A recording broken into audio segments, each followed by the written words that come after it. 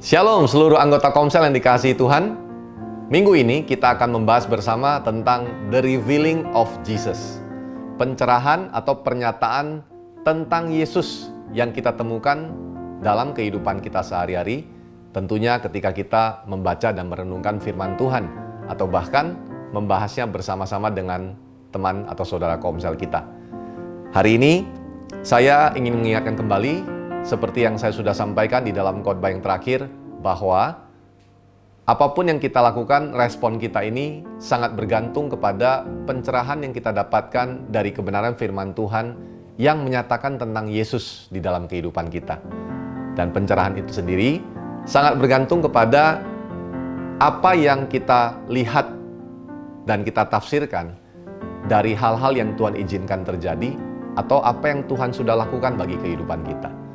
Saya ingin mengajak saudara membaca salah satu bagian yang sebetulnya merupakan ayat saat teduh kita sepanjang minggu yang kemarin, yaitu dari Matius pasal yang ke-21, ayat yang ke-23 sampai ayat yang ke-27. Kita akan melihat bagaimana orang-orang yang di luar dari murid-murid Yesus, mereka adalah imam-imam kepala, juga tua-tua dari bangsa Yahudi, berespon terhadap apa yang mereka lihat Yesus lakukan. Matius 21 ayat 23 dan seterusnya, lalu Yesus masuk ke bait Allah, dan ketika ia mengajar di situ, datanglah imam-imam kepala serta tua-tua bangsa Yahudi kepadanya dan bertanya, dengan kuasa manakah engkau melakukan hal-hal itu? Dan siapakah yang memberikan kuasa itu kepadamu? Jadi saudara, mereka mempertanyakan tentang kuasa Yesus. Jawab Yesus kepada mereka, aku juga akan mengajukan satu pertanyaan kepadamu. Dan jikalau kamu memberi jawabnya kepadaku, aku akan mengatakan juga kepadamu, dengan kuasa manakah aku melakukan hal-hal itu. Pertanyaan Yesus luar biasa. Dari manakah baptisan Yohanes? Dari sorga atau dari manusia? Mereka memperbincangkannya di antara mereka dan berkata, jikalau kita katakan dari sorga, ia akan berkata kepada kita, kalau begitu mengapakah kamu tidak percaya kepadanya?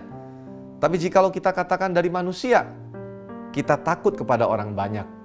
Sebab semua orang menganggap Yohanes ini nabi. Lalu mereka menjawab Yesus, kami tidak tahu. Dan Yesus pun berkata kepada mereka, jika demikian, aku juga tidak mengatakan kepadamu, dengan kuasa manakah aku melakukan hal-hal itu. Saudara, kita belajar dari firman Tuhan bagaimana tua-tua bangsa Yahudi, imam-imam kepala, menyaksikan dengan mata kepala mereka sendiri bahwa Yesus begitu berkuasa. Dia bukan hanya begitu luar biasa dalam mengajar, tapi Yesus berkuasa menyembuhkan sakit penyakit, mengusir roh jahat, bahkan membangkitkan orang mati. Namun, apa yang Yesus lakukan ketika orang-orang Yahudi ini berespon salah, dan mereka tidak mau mengakui karena mungkin kesombongan mereka. Mereka tidak mengalami perjumpaan dengan Kristus itu sendiri. Salah satu firman Tuhan pernah menulis bahwa mereka menyelidiki kitab-kitab suci, namun mereka tidak datang kepada Yesus, sehingga mereka tidak mengalami perubahan dalam kehidupan mereka. Nah saudara, The Revealing of Jesus bicara tentang bagaimana kehidupan sehari-hari kita, baik di dalam rumah kita bersama dengan keluarga, maupun di tempat pekerjaan kita, di sekolah, kampus, atau bahkan dengan sesama anggota Komsel kita. Bagaimana kita menemukan pencerahan, pernyataan-pernyataan tentang Yesus di dalam kehidupan kita. Apakah hari ini kita masih mengalami pernyataan-pernyataan tersebut? Nah, kita mau belajar bersama hari ini.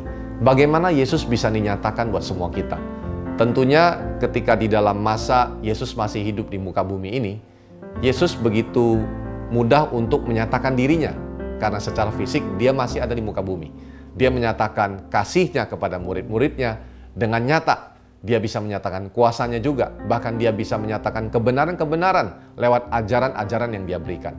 Namun hari ini kita menyadari bahwa Yesus tidak lagi bersama dengan kita secara fisik. Namun dia menaruh Roh Kudus di dalam hidup kita. Nah, bagaimana Yesus hari ini masih bisa dinyatakan? Kita pernah belajar bersama bahwa di dalam Komsel, kita perlu mengalami 3 perjumpaan. 3 perjumpaan ini adalah bicara tentang bagaimana kita mengalami Kristus di dalam komunitas sel. Yang pertama adalah kita perlu mengalami perjumpaan dengan kasih. Yang kedua, kita perlu mengalami perjumpaan dengan kebenaran. Dan yang ketiga, kita perlu mengalami perjumpaan dengan kuasa. Saya ingin kita membaca satu ayat yang kita bisa simak bersama-sama. Di Yohanes pasal yang pertama, ayat yang ke-14. Firman itu telah menjadi manusia dan diam di antara kita. Dan kita telah melihat kemuliaannya, yaitu kemuliaan yang diberikan kepadanya sebagai anak tunggal Bapa, penuh kasih karunia dan kebenaran. Saudara, ketika Yesus sudah tidak ada lagi di muka bumi secara fisik, siapa yang seharusnya menyatakan Yesus kepada banyak orang? Sadarkah kita bahwa saudara dan saya, kita semua sebagai anggota komunitas sel, sebagai sesama orang percaya, saudara seiman, kita semua adalah tubuh Kristus. Kita adalah perwakilan Kristus di muka bumi ini. Jadi bagaimana supaya kasih bisa dinyatakan di tengah-tengah komunitas sel kita? Bagaimana kasih bisa dinyatakan di tengah-tengah keluarga, pekerjaan, studi, dimanapun Tuhan menempatkan kita? Saudara, kita perlu menyadari bahwa Yesus yang penuh dengan kasih karunia dan kebenaran itu sudah ada di dalam diri kita.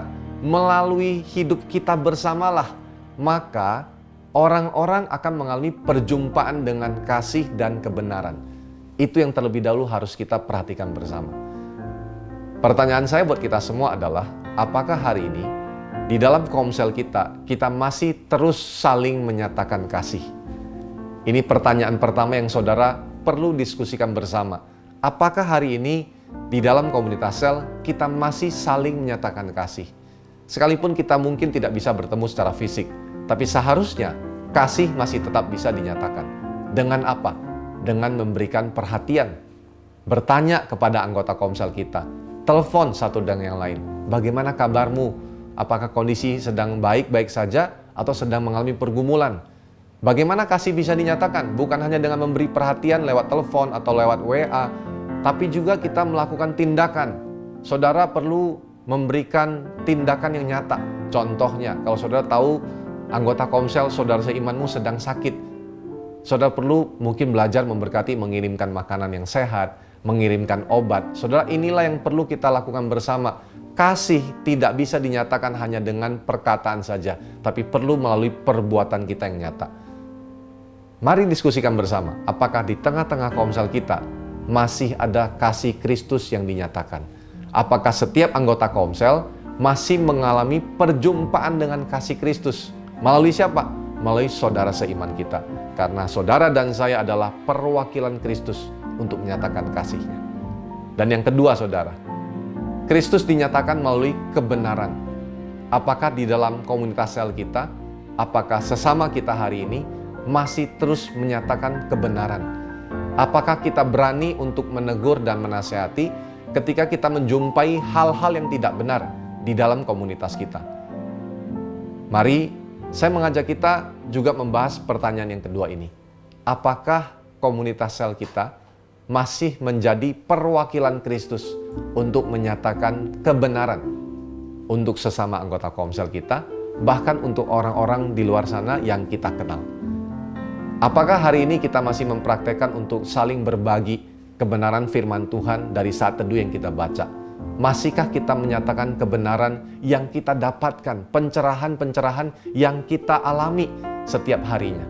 Karena the revealing of Jesus bicara tentang bagaimana kita mendapatkan pernyataan-pernyataan tentang Kristus, kemudian kita menyatakannya juga buat orang lain.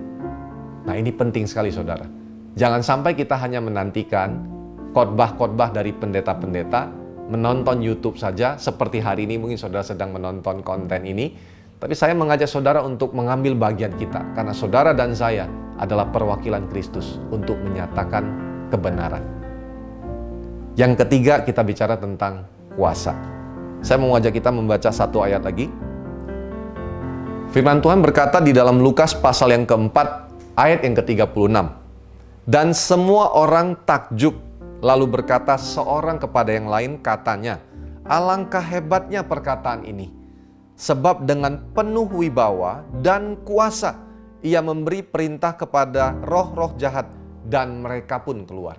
Saudara, ada banyak kisah, kesaksian yang nyata dari firman yang tertulis bagaimana Yesus penuh dengan kuasa menyembuhkan sakit penyakit, mengusir roh jahat, bahkan membangkitkan orang dari kematian.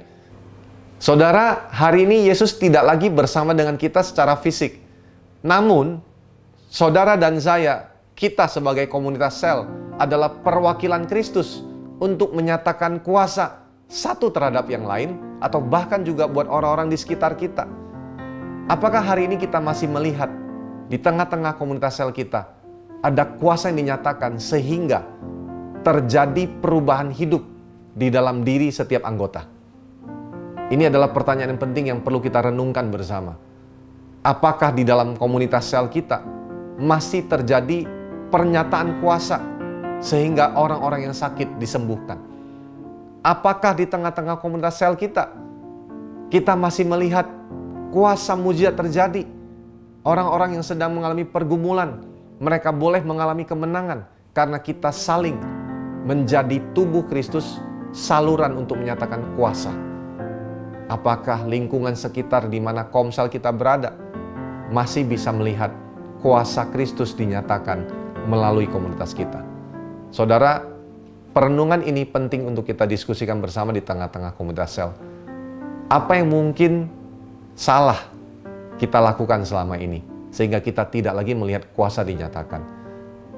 Kami para pemimpin rindu untuk melihat setiap komunitas sel mengalami kuasa yang luar biasa daripada Tuhan. Kita rindu untuk melihat ada orang-orang sakit yang disembuhkan. Kita rindu untuk melihat orang-orang yang terikat dibebaskan. Kita rindu untuk melihat orang-orang yang sedang mengalami masalah dan pergumulan yang berat, mereka mengalami kemenangan. Kuasa Tuhan harus dinyatakan. Inilah the revealing of Jesus, di mana setiap komunitas sel mengalami perjumpaan, pernyataan tentang Yesus dalam kasih, kebenaran, dan kuasa. Mari kita mau renungkan kebenaran ini bersama-sama dan kita diskusikan bersama di dalam komunitas sel supaya setiap orang kembali mengalami perjumpaan dengan kasih, kebenaran, dan kuasa sehingga the revealing of Jesus terjadi bagi seluruh kehidupan kita. Tuhan Yesus memberkati.